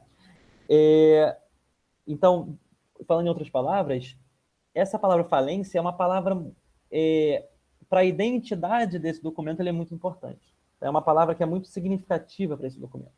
Ô Pedro, vou só fazer um comentário, assim, que vale notar que tudo que a gente fez até agora foi preparar o circo para a gente implementar o modelo. Então, os problemas que vocês pegarem pela frente aí, tanto nesse curso quanto no futuro, às vezes a sua maior dificuldade vai ser em preparar a parada, né? Para ser, por exemplo, a gente não conseguiria fazer um modelo de regressão ou de classificação que seja com palavras strings, né? Não faz sentido. Como é que a matemática vai entrar com uma string, entendeu? Não faz sentido. Então, a gente tem que ver uma forma de botar isso de forma numérica, de uma forma que faça sentido para o modelo, que é, na realidade, esse TF-DF, né? É você classificar baseado em algum parâmetro, que é o TF-DF, é um parâmetro amplamente usado para processamento de linguagem natural. Então, o que a gente fez até agora foi preparar para a cerejinha do bolo, que é onde todo mundo gosta de trabalhar, né? Que é o modelo que você vê, tá prevendo as coisas, mas aquilo ali é o bonito, né? A parte anterior, a gente pegou documentos que tinham uma linguagem completamente aleatória, tratou, e isso tudo faz parte. E como vocês vão ver isso tudo em Python, o Python tem várias ferramentas muito boas para isso, né? Ferramentas já implementadas nas bibliotecas. Então, eu só queria dizer isso, né? Eu não sei se está fazendo tanto sentido para todo mundo, porque pode ter gente aqui que nunca fez um modelo de aprendizado, propriamente dito, mas o que a gente está fazendo até agora é transformando um problema da vida real em um problema matemático, né? Um problema que faça sentido para um computador resolver, independente do modelo que ele usar, um Naive Bayes, enfim. O Naive Bayes eu comentei porque eu acho que vocês vão ver no livro, ele tem uma seção sobre isso. Mas era só isso que eu queria comentar, assim. A gente fez até agora foi tudo manipulação de dados, né? Manipulação e seleção de dados, para a gente fazer um modelo que faça sentido e que dê um bom resultado. Show de bola. Pô, Rafa, achei muito importante você comentar isso, né? Porque muitas vezes isso é um processo também, gente. Não é assim, muitas vezes a gente não faz a coisa de maneira muito linear, né? A gente, quando começou a pensar nesse problema, a gente primeiro trabalhou só com aquela lista de tokens. Então, a gente foi do 1 direto para o TF-DF. Não fizemos essa seleção de atributos. Depois que a gente percebeu que essa seleção de atributos era importante, né? Então, muitas vezes, durante o processo que você vai treinando o modelo, testando, enfim, você vai percebendo que você pode fazer essas melhoras no pré-processamento. E, realmente, essa primeira parte, o pré-processamento, você transformar os dados que você vai mandar para o seu modelo, muitas vezes é a parte mais trabalhosa. E reforçando o que o Rafa falou, que é muito importante, que a maioria dos modelos vai receber somente valores numéricos, tá? Não vai receber diretamente o texto. Então, esse TF-DF é uma maneira muito importante, muito utilizada da gente fazer essa tradução, né, de uma lista de tokens ou de um documento para um dataset com valores numéricos. E, Pedro, o último comentário é que ali, se vocês repararem, o nome do programa é Calcula Score Chunks. Por que Chunks? Chunks é porque a gente se deparou com o problema de que eram muitos dados, e a gente não conseguia fazer o informação mútua, nem o que quadrado, né, pegar esses scores no data frame como um todo. Então, a gente teve que separar em blocos para tratar de maneira individual. E isso já é uma parada que está implementada no Pandas, que é a biblioteca de data frame, né, para você manipular. Você consegue importar ele por chunks. Você bota o chunk size, né, que é o tamanho de cada batch de informação, e aí a gente foi calculando isso de maneira... A gente iterou, né, até acabar com as coisas. A gente tentou o máximo possível, mas para vocês terem ideia, a gente tem um amigo que tem uma super máquina de 128 GB de RAM que não conseguia, estourava 128 GB de RAM. Então, isso tudo a gente fez antes, né? Fez ali em chunks, porque eram muitos dados, e a gente ali, na hora que filtra os atributos, já fica muito menor. Isso tudo para a gente conseguir fazer um bom modelo, né? Um modelo que não demore infinitamente e dê um resultado horroroso. Então, isso tudo também tem que ser levado em conta nos problemas. Eu queria só comentar isso mesmo, né? Que quando vocês tratarem de coisas muito grandes, tem já formas de você contornar, né? Tem o chunk size, tem algumas outras bibliotecas, algumas outras formas de você pensar o problema. Mas era isso que eu queria comentar, assim, mais a título de experiência nossa, que a gente se ferrou para fazer, né? Que, de repente, vocês não vão precisar passar pelo mesmo. E, na verdade, né, essa ideia do Chunks não é a única ideia, né? Tem várias outras bibliotecas que permitem você trabalhar dessa maneira iterada, né? Você dividir seu conjunto de dados em conjuntos menores, mas realmente o Chunks é muito prático de usar. Então, caso vocês não conheçam, vale a pena procurarem, né? Então, sei lá, read CSV by Chunks, alguma coisa assim, procurem que vocês vão conseguir achar. De repente a gente manda até um material aqui, né, o Rafa, se tiver como, mandar um link. Sim. Show de bola. E por fim, chegamos à parte, né, a parte mais conhecida, a parte que a gente, né, quer chegar, que é o treinamento de modelos. Então, a gente tem esses dados e o que a gente fez foi treinar 6 diferentes tipos de modelos, tá? Na Naive Bayes, a gente usou 2 formas na Naive Bayes, que foi o Complement Naive Bayes e Multinomial Naive Bayes. Vocês vão aprender, acho que a diferença desses 2 formatos aí durante esse curso. Rich Classifier, regressão logística e SVC. Também usamos SVC com 2 kernels, né? São duas formas de você usar SVC, 2 funções de núcleo diferentes, que são o SVC polinomial e o SVC RBF. Tá? Então, na verdade, a escolha desses modelos veio a partir de alguns testes. A gente ainda pensa, talvez, futuramente, em testar alguns outros modelos, mas, por enquanto, vão ser esses aí. Tá? E o que a gente fez? Treinamos as 2 bases separadamente. Tá? Como a gente até tentou treinar com as bases juntas, mas como a gente percebeu que a linguagem utilizada era muito diferente, fazia mais sentido fazer esse treino de maneira separada. Tá? Um treino para a base 1, um treino para a base 2. Tá? E o que a gente conseguiu de resultados foram esses aqui, né? Foram resultados bastante bons. E aí eu queria fazer um comentário rápido sobre a importância de você escolher muito bem a sua métrica. Tá? Dependendo do seu problema, você pode querer aumentar a acurácia, pode querer aumentar a precisão. Tá? No nosso caso, a gente focou muito no recall do fato relevante. Por quê? Porque para a gente, classificar corretamente um fato relevante era mais importante do que classificar corretamente um comunicado ao mercado. Porque o prejuízo de você deixar passar um fato relevante significa que você está permitindo que uma empresa cometa possivelmente um ato de corrupção. Tá? Então, no nosso caso, mais importante do que a precisão geral dos dados foi o recall do fato relevante. Vocês vão aprender mais, né, com calma sobre essas diferentes métricas. Né? Basicamente, são diferentes fórmulas para você calcular os seus dados, mas cada uma vai ter uma função diferente. Quer comentar alguma coisa, Rafa? Quero sim, só em relação a isso, generalizando um pouco para os problemas que vocês vão ver, não sei necessariamente nesse curso, mas na vida de vocês, aí em problemas do Kaggle, é que realmente não faz sentido você usar algumas dessas métricas, né? E o recall e o F2, se eu não me engano, eles são muito usados para essa detecção de fraude, né? Para detecção de fraude, que você está focado em uma coisa muito específica, em uma característica da classificação, né? Que seria você comparar, você focar o seu desempenho em uma abstração do problema, né? E nessa questão da detecção de fraude, isso é muito importante.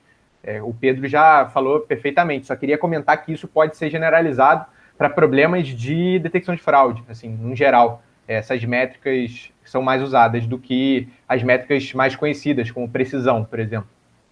Show de bola. Só complementando, né, tem algumas formas que você pode calcular, além de simplesmente construir uma tabela, você pode usar, por exemplo, matriz de confusão, você tem outras formas aí de você mostrar essas métricas. Né? A gente está usando isso aqui porque é o que a gente escolheu, mas vale a pena procurar sobre essas diferentes métricas, as utilidades delas, para que assim vocês possam construir um modelo que seja mais efetivo para o contexto específico que vocês querem lidar. Beleza? Então, de maneira geral, resumindo, o que foi melhor aí no nosso caso foi o SVC polinomial, né? E o SVC RBF de maneira geral. Esse é um modelo de fato mais poderoso. No caso de NLP, tem às vezes modelos que são menos custosos computacionalmente, que também funcionam muito bem. É o caso do Naive Bayes, que no nosso modelo não funcionou muito bem, mas dependendo do contexto que vocês tiverem também pode ser bastante positivo. Né? Mas, em suma, a gente obteve que o SVC foi o melhor resultado, com cerca de 95%, 95,5% para o recall do fato relevante, que para a gente foi um resultado muito satisfatório. No caso da base 2, a gente já estava esperando, né, uma piora um pouco nos scores, por ser uma base menos estruturada, com uma linguagem mais diferenciada. Né? O que a gente encontrou como recall, nesse caso, foi cerca de 70%, 71%, para o fato relevante, lembrando que a gente tinha, agora não tenho certeza, mas se não me engano era 40 e poucos % de fato relevante, então isso já foi uma melhora bastante grande. Na verdade, esses scores aí estão até desatualizados, né, porque a gente tentou mais um modelo, que foi o stacking, né, a gente tem uma técnica que você usa modelos sequencialmente, e aí a gente conseguiu melhorar esses scores em mais ou menos uns 3%, então agora o TAI como 71 está cerca de 74 na versão mais atualizada. Mas, enfim, né, foram resultados bastante positivos, levando em conta, né, o tempo do nosso projeto e o fato que a gente quer continuar aí cada vez evoluindo mais, mas a gente tem certeza que ainda podemos testar algumas coisas. Quer falar mais alguma coisa sobre isso, Rafa? Eu já posso falar? Eu não sei o que está por vir agora, mas é bem isso mesmo, assim. É a visão geral do problema? Visão geral. Tá. Não, eu queria só falar que depois eu vou compartilhar minha tela rapidinho, só para, como essa é uma disciplina prática, né? eu quero mostrar só a parte da classificação, como que a gente fez, mais ou menos, para a galera ver o poder realmente do scikit-learn, das bibliotecas no Python. Eu vou mostrar esse bloquinho só para mostrar como é que foi a nossa forma de testar vários hiperparâmetros, entende? É bem rapidinho, só para ser a parte prática aí do que a gente fez, né? Porque se a gente fosse mostrar tudo, ia demorar demais. Sim, sim. Então, vou só mostrar essa partezinha que eu acho muito interessante. Eu achei muito legal quando a gente fez. Show de bola, show de bola. Então, eu vou até acelerar um pouquinho aqui, né? Porque a gente já falou bastante. Então, né? Isso aqui foi o processo todo que a gente fez. E o que a gente vai fazer, vai terminar, é gerando os modelos. Então, a gente gera os modelos, a gente salva nesse formato joblib, tá? Então, para a gente não ter que ficar treinando no modelo cada vez que a gente roda o programa, né? Os modelos já vão ficar ali na máquina, locais. Depois a gente acaba upando para alguns repositórios, enfim. Mas para não precisar ficar toda hora treinando, demorando dias para conseguir treinar nosso modelo. A partir do momento que ele está treinado, a gente já consegue usar ele para fazer a nossa predição. E a gente também guarda os scores, né? Os scores sempre que a gente faz algum tipo de treino e teste, tá? Acho que o Rafa vai falar um pouco mais sobre essa coisa de treino e teste, eu não vou nem comentar agora, né? Mas é interessante pensar nisso também, né? Que a gente vai pegar a nossa base, vai dividir, né, uma parte para treinar, uma parte para testar, né? Não sei se vocês já tiveram contato com isso, mas vocês vão ter com certeza aí ao longo desse curso, e o Rafa vai falar um pouquinho também sobre isso depois. Isso. Show de bola, então. É basicamente isso, né? Em relação à nossa construção do modelo. E tem aqui alguns caminhos futuros, né? Futuros atuais, né? Que a gente também está nesse processo ainda. Desculpa.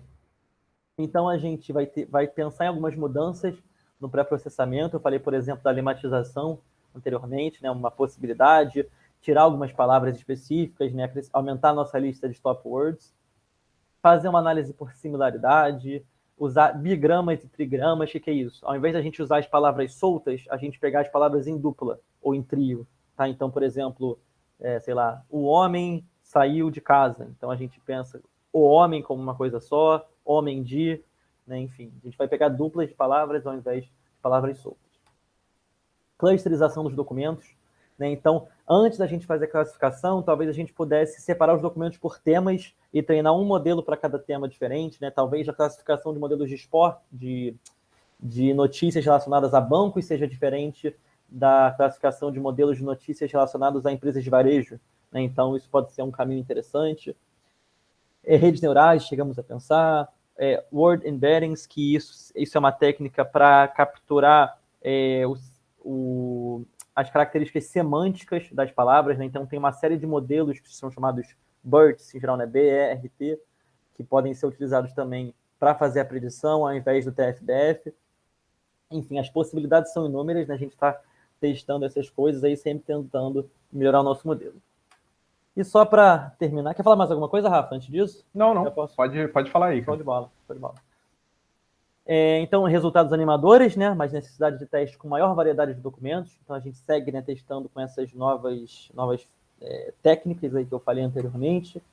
E terminando falando sobre a importância do projeto, né? São dados de bastante impacto socioeconômico, dados de muita importância política, especialmente nesse momento que a gente está vivendo agora, né? Muita corrupção, enfim.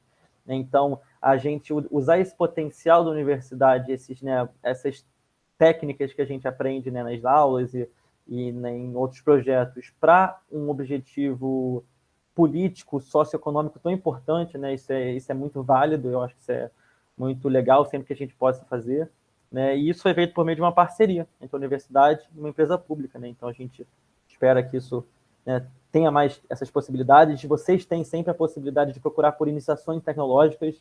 Muitas dessas iniciações tecnológicas são feitas com empresas públicas, né? Então é sempre uma experiência muito interessante.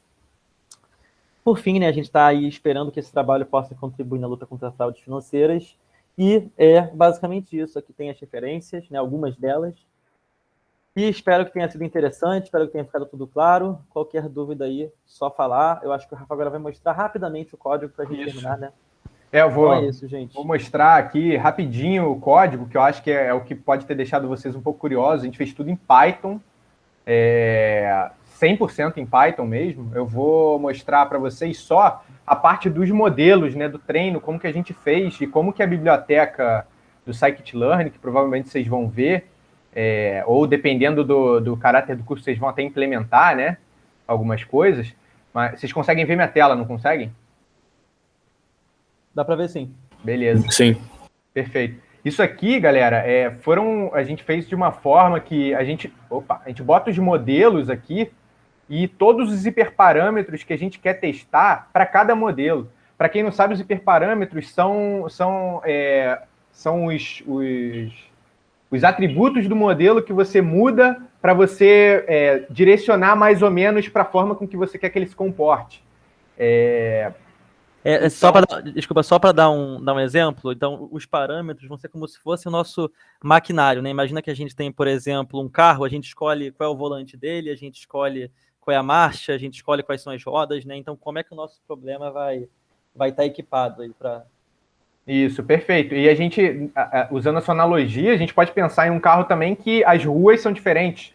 Você, para correr com um carro em uma pista de altíssima velocidade, de repente a sua aerodinâmica tem que ser uma coisa mais focada em velocidade final, não em curva. E aqui é tudo a mesma coisa, sabe? Você, dependendo do seu problema, dependendo da forma que os dados são dispostos, os hiperparâmetros podem mudar. Então, a gente aqui, a princípio, olhando para os dados, a gente não sabe se a gente está correndo em uma pista de linha reta ou se a gente está subindo uma serra. Então, uma forma da gente testar esses parâmetros, que é muito importante de vocês terem em mente e usarem isso quando forem fazer, é o Grid Search. O Grid Search, basicamente, vai fazer a combinação entre todos esses parâmetros aqui, né? Por exemplo, ele vai testar um SVC, né? Um kernel RBF, gama 01, C1, né? E aí ele vai depois, RBF, gama 01, C5. Então ele vai fazer isso e depois ele vai te retornar na função qual é a melhor função, né? Qual é a melhor seleção de hiperparâmetros. E aqui a gente pode ver como que isso é implementado. Aqui, não é uma coisa de outro mundo, né? A gente vai iterar aqui entre os modelos aqui. Vai tentar carregar o JobLib, né? O JobLib, como o Pedro tinha falado, é um modelo já testado, né? Já na realidade, modelo já treinado. E a gente vai testar aqui. Se não tiver o JobLib, a gente vai treinar de novo pelo Grid Search, né? E esse Grid Search ele vai levar em conta todos aqueles hiperparâmetros que a gente mostrou aqui, né? Isso é só para mostrar que é uma ferramenta muito boa, que às vezes você fica meio vendido assim, cara, eu não sei que parâmetro que eu mudo. Você pode até ter estudado o modelo, você sabe como funciona, mas você não sabe qual que vai se adaptar melhor. Então faz uma seleção, né, de alguns hiperparâmetros, algumas combinações que você quer que tenha, e implementa o Grid Search, que ele vai te dizer qual é a melhor seleção de hiperparâmetros. Isso, às vezes, você não vai pegar o melhor hiperparâmetro, mas ele já vai te dando um caminho, né, do que escolher. Vai te dizendo se é uma pista de alta ou baixa velocidade, fazendo aí a analogia. Mas o que eu queria mostrar era isso. Se vocês até tiverem alguma dúvida em relação... a gente até passou um pouco do tempo que a gente queria falar, mas a gente tentou falar com um pouquinho mais de calma para não ser que nem a JIC. Na JIC, acho que foram 15 minutos essa apresentação. Foi super caótico. Então, como aqui a gente tinha um pouquinho mais de espaço, a gente tomou essa liberdade. Então, queria abrir aí para vocês, se o Pedro não tiver mais nada para falar, para vocês perguntarem o que vocês quiserem aí. E, enfim, podem ficar bem à vontade. Não, tranquilo. Podemos abrir aí para as perguntas, se tiver alguma dúvida, alguma pergunta, enfim. Manda, Pode Ronaldo. falar aí. Cara, vocês falaram que isso foi uma iniciativa científica, né? Vocês viram um artigo, alguma coisa? Que a gente possa ler, dar uma lida, ver como foi?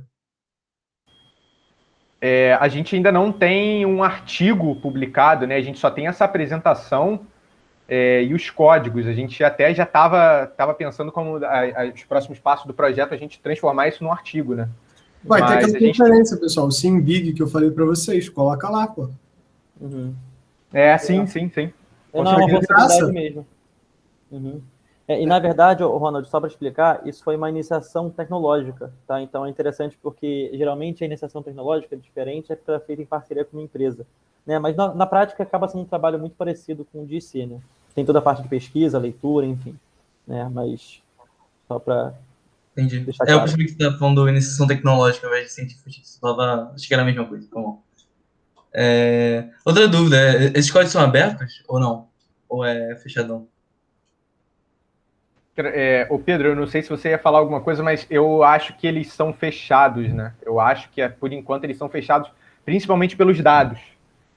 Pelos dados que eles fizeram um scrapping de algumas notícias, alguns veículos de notícia que são pagos, né? Então eu acho que a gente não pode publicar esses códigos, mas o do Spotify a gente pode publicar. Esses aqui, assim, caso vocês tenham alguma curiosidade, vocês podem falar com a gente é da analítica, vocês podem falar com a gente que a gente dá o caminho das pedras inteiro, a gente mostra o que a gente puder, mas realmente acho que a gente abrir o repositório a gente não pode ainda, né? De repente, num futuro próximo, a gente falando com a galera da CVM, a gente pode abrir. Isso, exatamente. Eu acho que por enquanto ainda não, né? Justamente porque, né, vai ter uma aplicação pública, enfim, então acho que quando o programa estiver registrado, talvez a gente já consiga deixar esse código, né, mais aberto, mas lembrando, né, sempre pode conversar com a gente que a gente explica o que for necessário. Beleza, valeu.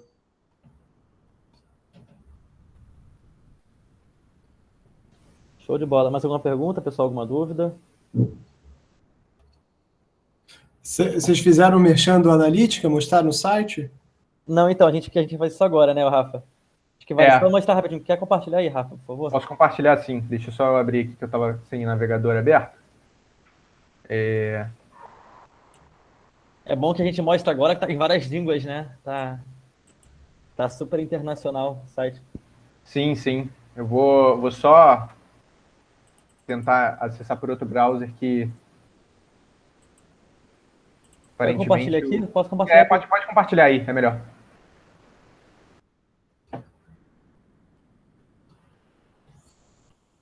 Mas assim, adiantando a analítica, como o Miceli falou, ela é uma equipe recém-criada, né?